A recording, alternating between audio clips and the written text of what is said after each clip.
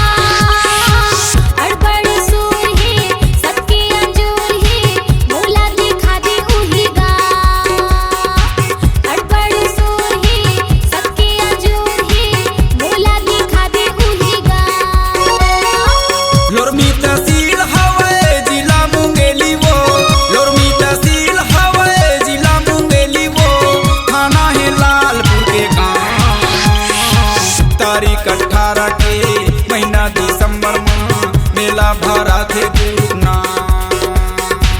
तारीख 18 के महीना दिसंबर में मेला भरा थे गुरना। तारीख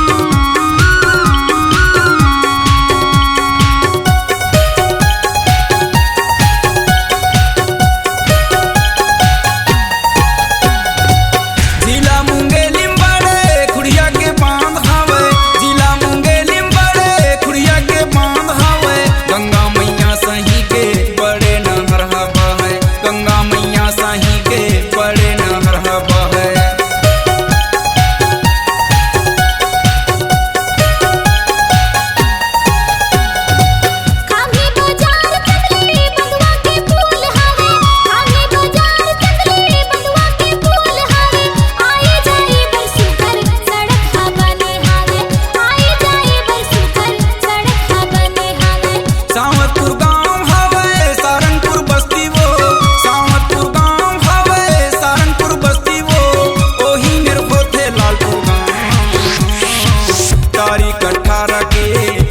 दिसंबर में मेला भरा थे गुरना। तारीख 18 के महीना दिसंबर में मेला भरा थे गुरना।